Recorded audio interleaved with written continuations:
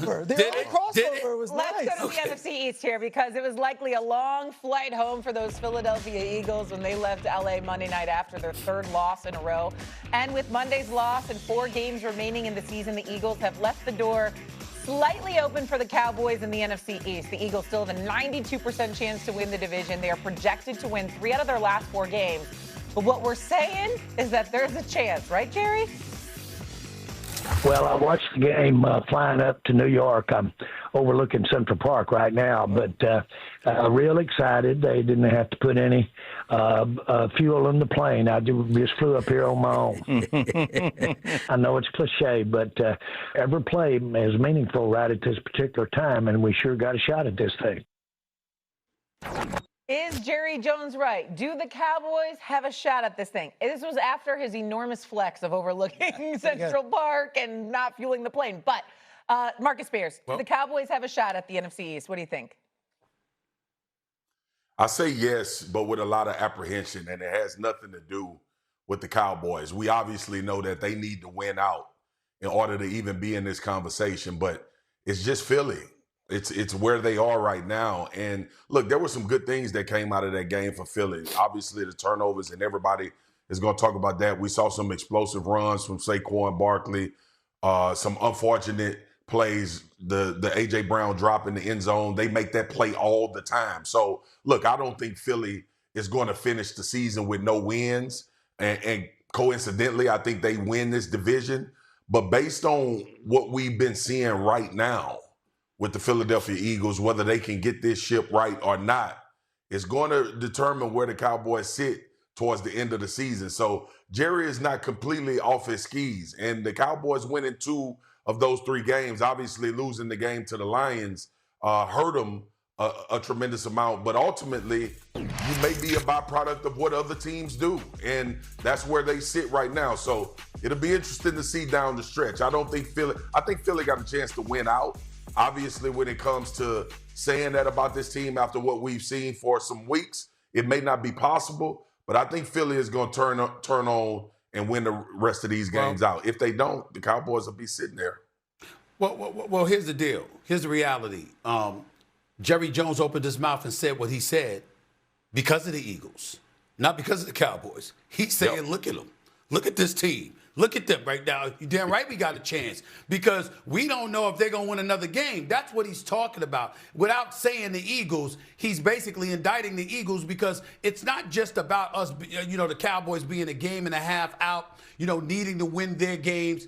It's about noticing what you're seeing from the division leaders. They don't look like a division leader. Yes. Not only are they on a 3-game losing streak, guys, they have the worst rushing defense in the National Football League over the last 3 games. The Philadelphia Eagles over the last 3 games have been doubled up in rushing. They've given up 575 yards rushing in the last 3 games. Think about that for a second. 575 yards, and they've gained 284 yards. And that was because of the 122 by Saquon Barkley on Monday night. They have been horrendous with their rush defense over this 3-game stretch. So if I'm Jerry Jones, we've got Philadelphia radio and people like that calling out the quarterback. You got A.J. Brown, who's been playing like a stud for the most part. He was alligator arms for that interception. He's got to be held accountable for that. Alligator arms for that interception, and that pass, which was a perfect pass by Jalen Hurts to him in the left corner of the end zone. I understand his arm was being tugged on by Cam Hart, but the bottom line is that is a play that A.J. Brown usually makes because that's why we call him a man amongst boys. Go back to the highlights against the L.A. Rams where he just shoving defenders off of him like they're paper, for crying out loud. This is what he was doing. But somehow, some way, you don't catch that pass. That's not good enough, especially when you open your mouth. And I got nothing but love for A.J. Brown, but you got to make those plays. You got to make those plays, okay? But with that being said, he still has like 24 receptions, 35 attempts. He's been balling over the last 3 games or so, been one of the top 2 receivers in the NFL statistically, and they've lost all 3 games. So Jerry Jones is sitting there saying, got a wide receiver that was complaining. Now you're getting him the ball, but you're still losing. You can't defend against the run. You lost 3 straight games. We were one of the teams that beat you, by the way, after we spotted you 21 points. You're damn right he's thinking they got a chance because he's looking at a reigning defending Super Bowl champion that looks like anything but. That's why Jerry Jones said what he said, and he's right. You were banking right now on a complete and utter meltdown from the Philadelphia Eagles. 3 straight losses, yes, but the 3 teams that they have left, or the 3 games that they have left, are against inferior opponents. They have the Raiders this weekend. If they lose to the Raiders at home in Week 15, well, you better believe we're going to be talking about the Cowboys having a little bit more percentage chance than whatever the graphic tells us. Look, the vibes in Philadelphia right now are horrendous.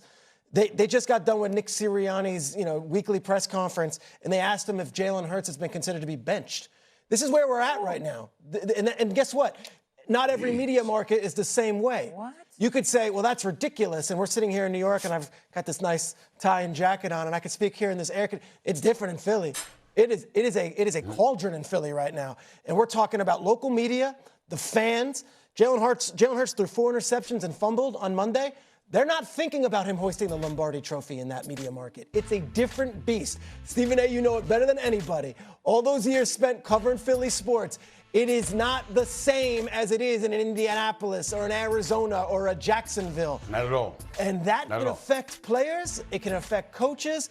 2023, I was covering the NFL for a different network. They sent me down to Philadelphia. They said, hey, the Eagles are in a tailspin. They host an awful Cardinals team. An awful Cardinals team in Week 15. Go cover that game. 12-point underdogs. The Cardinals walked in to Philadelphia amidst boo birds everywhere, and they beat the Eagles that day. I am not putting it out of the realm of possibility that this awful Raiders team finds one reason to galvanize after another and feeds off the booing fans if things don't go early, and the Raiders can find a way on Sunday. Who even is the backup in Philadelphia? Is it Sam Howell? Tanner McKee is his name. And he is the most popular person in Philadelphia sports this week because that is how that thing is. Can I chime in for a second? Before Swagoo, before you start, Swagoo, let me give you all some insight into Philadelphia. They know good and damn well. They know good and damn well Jalen Hurts ain't getting benched. That's not what it is. Let me stop you right there before you even start, Swagoo. All right. They know better. It's not. That's not what they're thinking. What they're thinking is something to light a fire under Jalen Hurts, because if you really, really look at his career, the best of Jalen Hurts has come under the most adverse of circumstances. Mm-hmm. The Super Bowls are an adverse circumstance. Going against Patrick Mahomes is an adverse circumstance. Being at Alabama, an adverse circumstance. Going to Oklahoma, having to transfer when you get benched in the national championship game is an adverse circumstance. This man, Jalen Hurts, has gone through a lot in his young life as a professional and as an elite college athlete, okay? And when called upon to respond, he has. So Philadelphia is the kind of city, and you are absolutely right, I know, not just because I worked there for 17 years, but I was a professional instigator of stuff while I was there, admittedly so. You understand what I'm saying? I'm telling you right now what they're thinking. In other words, what they're saying is, yo, you want your ass on the bench in favor of this no-name cat? You really, really want to be out there being reminded of what it's like to be on the bench? You better get your act together. That's what Philly is doing. They know good and damn well Jalen Hurts ain't getting benched for no backup quarterback. They know that, but they're trying to light a fire under him because everything else they believe that has been tried this year has been failed, Swagoo. That's what it's all about. Don't think anything of it other than that. Okay. All right.